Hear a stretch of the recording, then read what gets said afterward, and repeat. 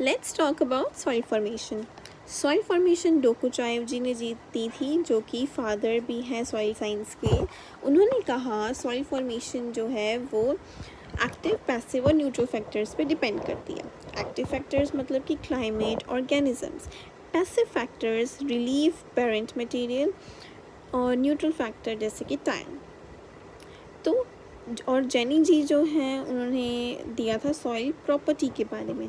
Topography of land में क्या हम पढ़ सकते हैं कि जो अपर स्लोप होता है ना, वो तो होता है लेस क्ले, लेकिन जो वैली होती है, जो नीचे वाला सॉइल होती है, वो क्ले होती है और वो डीप होती है। लेकिन जो अपर स्लोप होता है उसमें सॉल्ट्स होते हैं, वेल ड्रेन्ड होती है, ऑर्गेनिक मैटर भी कम होता है उसमें और लाइट कलर की होती है। अब बात करते हैं सॉइल फॉर्मिंग प्रोसेस, जिसको हम पेडोजेनिक प्रोसेस भी बोलते हैं। इसके अंदर सबसे पहले आता है ह्यूमिफिकेशन।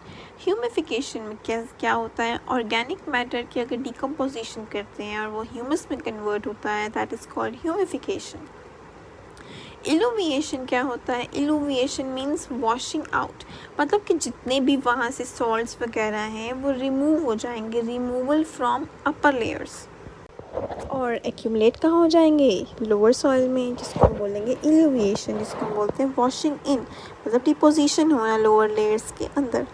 हॉरिजोनिफिकेशन मतलब कि OABC जोन्स में डिवाइड होना सॉइल का, जिसको 250 से 1000 साल लग जाते हैं।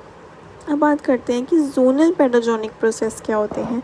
जिस जोनल मतलब कि जोन्स बनना, जो कि एक्टिव फैक्टर्स के ऊपर डिपेंड करती है सॉइल फॉर्मेशन। एक्टिव फैक्टर्स जो पहले बताया, क्लाइमेट और ऑर्गेनिजम्स।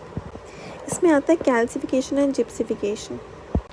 कैल्सिफिकेशन मतलब कि डिपोजिशन होना कैल्शियम का लोअर पार्ट में, कहाँ पर, बी हॉरिजन में। डीकैल्सिफिकेशन मतलब कि लीचिंग होना, ये कहाँ होता है, लीचिंग कहाँ होगी, जहाँ पानी ज़्यादा होगा, मतलब ह्यूमिड रीजन में। पोर्जोलाइजेशन मतलब कि कैल्शियम का तो रिमूवल होना ही, और बेसिस जो अदर हैं जैसे एक्सेस्क्योसाइड्स हो गए, आयरन और एल्युमिनियम के, उसको बी हॉरिजन में एक्यूमुलेशन होना, जिससे कि सॉइल क्या होगी, एसिडिक हो जाएगी, क्योंकि ऊपर से सॉल्ट्स जो हैं वो सारे तो रिमूव हो गए हैं। तो ए हॉरिजन जो होती है वो ब्लीच्ड और एशी अपीयरेंस हो जाता है उसका, जिसमें फर्टिलिटी भी लो होती है।